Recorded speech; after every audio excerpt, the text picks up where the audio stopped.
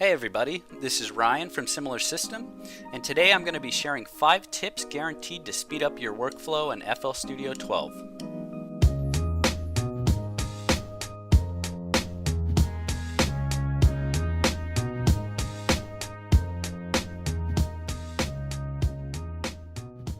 Okay, so the first tip that I'd like to share with you has to do with using the Slice tool. If you look in the upper left hand corner of FL Studio, you'll notice that there's a bunch of tools you have up here. One being the Draw tool, the Paint tool, Mute, and right here you have Slice. If you click on the Slice tool, what it allows you to do is slice waveforms or pattern clips into 2 sections. So you left click, drag, and let go, and it'll slice the patterns or the waveform into 2 sections, which is very useful if you're trying to extract, let's say, like a kick or a snare from a drum loop. However, if you are performing a task that requires you to go from the Paint tool back to the Slice tool back to the Paint tool, it can become very time consuming, to say the least. So the method I'm about to show you is much more convenient and also much more accurate, because when you come up here to click on the Slice tool, when you click, you'll notice that you can't shift the Slice tool to the left or the right once you've clicked. You just got to let go and re-click wherever it is that you need to cut. So what we're going to do, let's say we're on the Paint tool, and we want to slice out something like a kick. What we're going to do is we're going to click on the Shift key that is closest to your directional pad, the one on the right.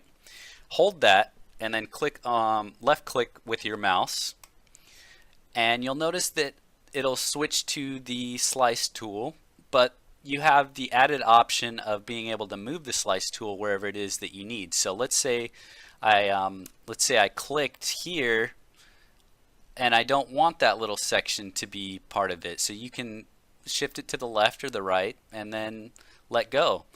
And this is a much quicker method, as it doesn't require you to come up here and click on the tool. You can just have your pattern drawing thing down here, and then you can hold the Shift key closest to the directional pad, left click on your mouse, and then drag it wherever you need.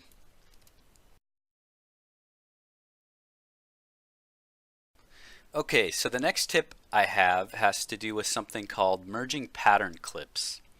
I'm sure most of you are already aware of patterns in FL Studio. That's kind of the cornerstone of the program. They're these little blocks with the word pattern and then a number next to them. And what I find myself doing with these pattern clips early in the production process is I'll insert an instrument, whether it's drums or a synth or whatever. I'll create a pattern, and then I'll apply that pattern to the grid. And obviously songs are layers upon layers of different instruments, but what I like to do early is I like to separate them and work in small sections, like, you know, four bars or whatever. And I like to separate them just because of the fact that I can kind of see what they're doing a lot clearer than if they were all in the same pattern clip.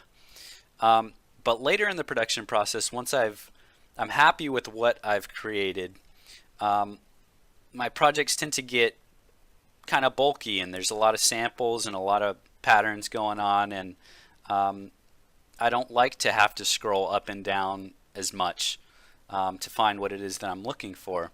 So one of the things that you can do is you can merge these together into a new pattern clip. So the way that you're going to do this is you are going to first select all of your patterns that you would like to merge. You can come up here and click on the select tool function, or you can click, if we were on the draw, you can click Shift E and it'll switch to that function. Select your patterns, and then what you're going to do is hold Control and then press G, and you'll see that it merged all of the pattern clips into one clip, and you have all the instruments that were previously separated.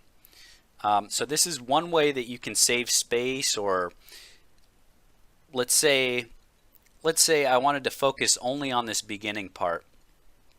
Um, let's say I split it, I create a new pattern, or I make it unique so that it's only the stuff in that section.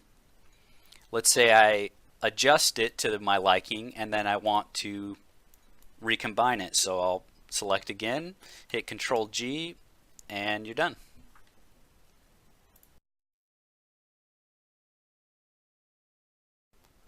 Okay, so in this next section we're going to be talking about two very similar functions called make unique and make unique as sample.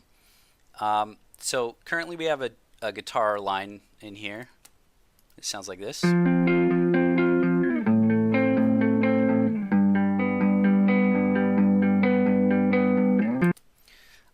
And what I'm noticing about this guitar line is that it sounds very mono. It sounds very up the middle. It doesn't sound very wide. So what I'd like to do is make it very stereo and very wide. And in order to do that, we're going to have to pan this to the right and then create a copy and pan that to the left. This is the sample that I drug into this project. And if I were to drag it in again, you would get another copy of it. However, if you look at the sequencer, there's only one audio clip in there. And if I were to pan this to the right and then click on the original, that one gets panned to the right as well. And that's no good for what we're trying to do. So we need to separate these in some way. So what we can do is we can click on the upper left hand corner of the audio clip, and you'll see that you have an option called Make Unique. And in this column you have one called Make Unique as Sample. First we're going to click Make Unique. And actually before I do that, let me slice this bit off right here. And then I'm going to click Make Unique. And essentially what that did is it made a separate copy of the original file. But if you look at this copy, if we were to drag it in here, you notice that it's just as long as the original, even though that we snipped off that second half. So what Make Unique does is it makes a clone of the original file that is separate from the original file, but it keeps all the information that was in the original. Now let's say that we wanted to make a copy with only this first half. Click on the upper left hand corner and go to the Make Unique as Sample. And this time we're going to get a pop-up that says this clip is not used anywhere else in the playlist. Do you want to make it unique anyway? And click yes.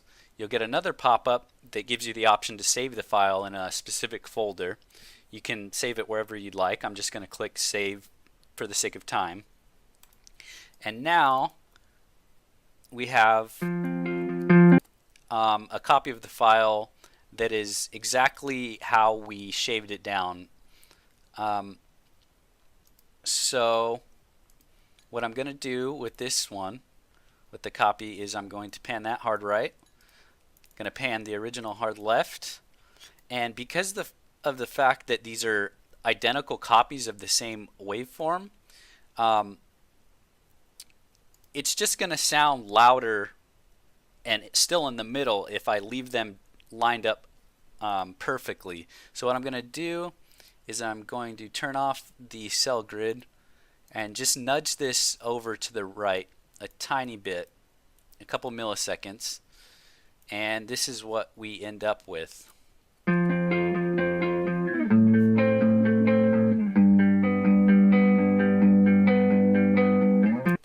So hopefully you can hear that that's much wider than what we originally started with.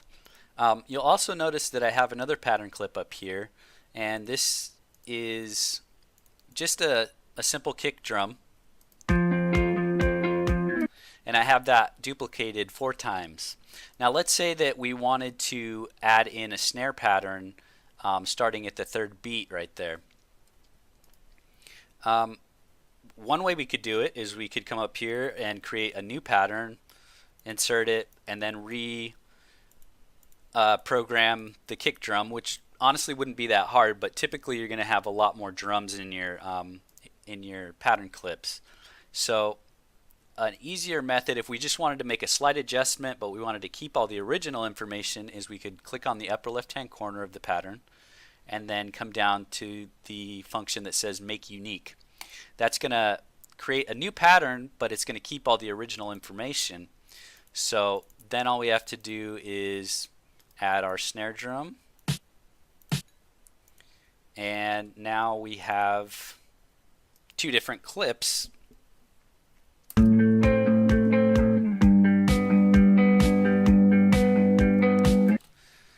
And you're done.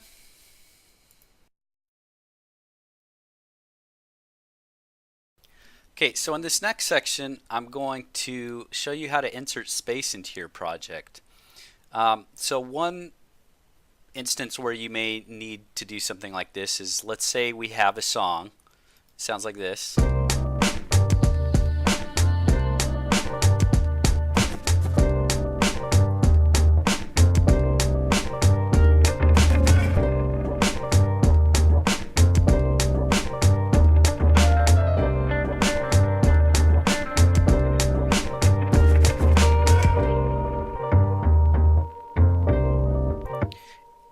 And we see that after this first section, it goes into another section, like a little breakdown section.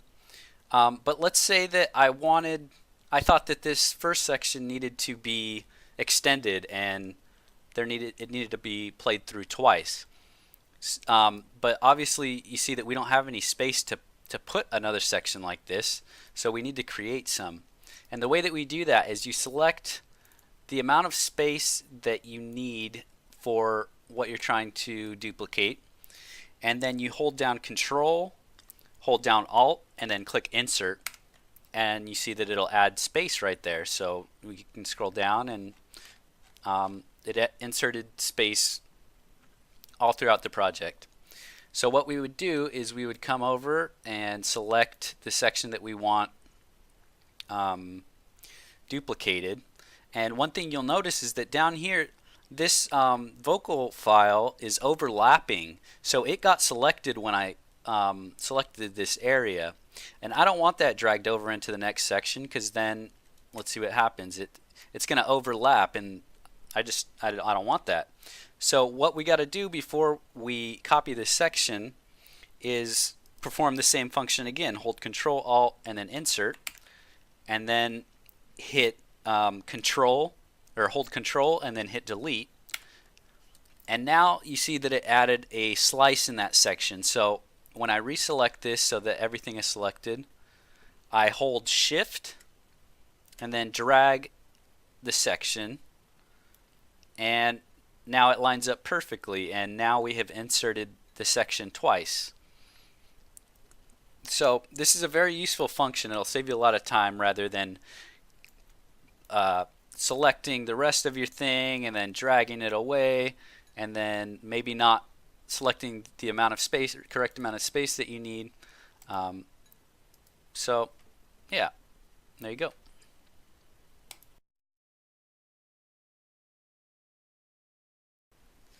For this next tip, I'm going to show you how to time shift an element in your sequencer.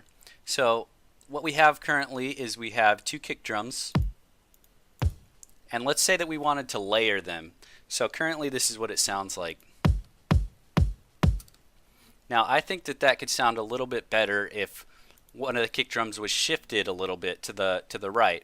So what you're going to do is you'll click on the element that you want shifted, click on this wrench up here, it'll bring you to this menu, and then under the time section you'll see a function called shift. So I'm going to hit play, and then I'm going to adjust this shift button until I think it sounds better than it originally did.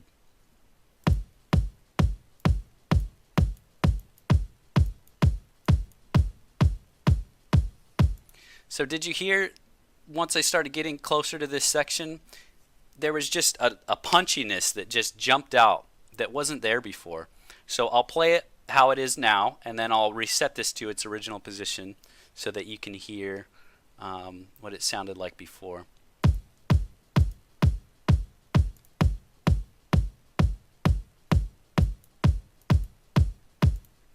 It's a subtle difference, but it's a big difference.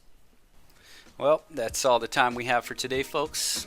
If you learned something from this video and would like to be notified when future videos are released, please hit that subscribe button. Again, this is Ryan for Similar System. We'll see you next time.